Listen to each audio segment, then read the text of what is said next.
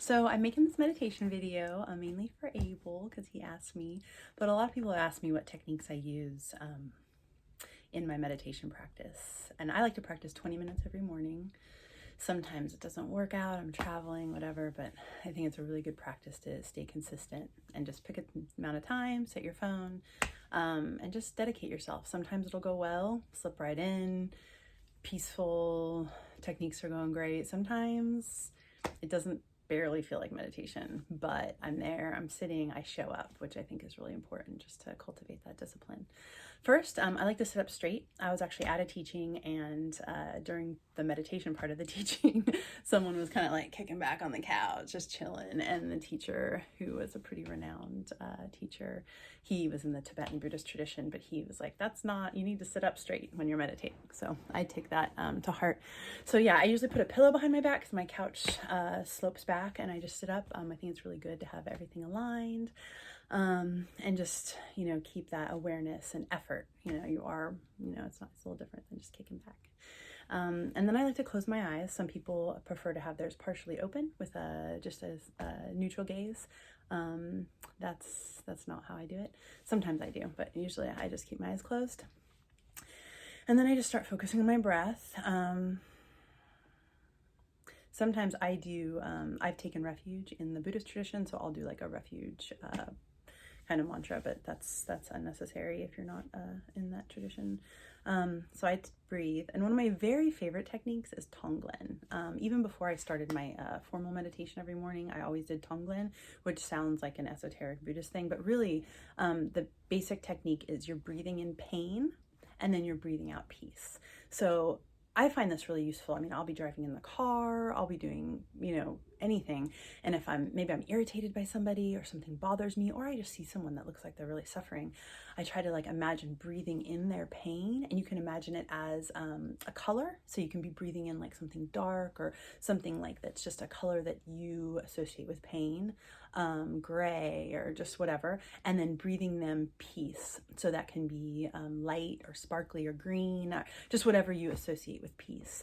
And that technique it's so powerful. Like if you just start doing that a little bit, it can be hard to get into, but once you do it, it's addictive. I remember probably 15, 17 years ago when I started doing it, I could feel a shift in my body, like this release when I was doing it. It was really, really neat. So, and because usually, we want to, keep all the goods for ourselves, and everyone else can have pain. We're feeling pain. We're going to blame somebody else or push it on them or try to make them hurt. So this kind of flips that on its head, and it's just a super beautiful, powerful technique.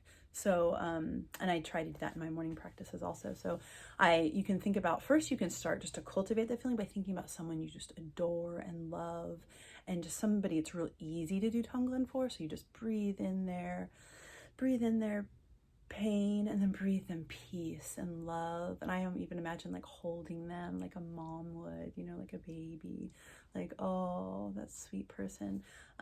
So Tonglen it's just such a beautiful, powerful technique. And if that's the only meditation you ever do, I feel like it's worthwhile. It's just super powerful. And so I like to do that for a while, and then sometimes my whole practice. But if that is, sometimes I'm antsy and I get bored and I just need to jump around. So then sometimes I'll jump to a mantra, which I'll do like a Tara mantra, which again, that's more like a Buddhist practice, Om Tare Tutare Ture Soha. And then I just picture a beautiful, compassionate Tara, wrapping her arms around the world and everybody suffering. But if you're not in the Buddhist practice, the Tonglen is just so beautiful for any, whatever you practice. It's just super powerful. And then I also like to breathe in and just really focus on my breath and just hear it, feel it.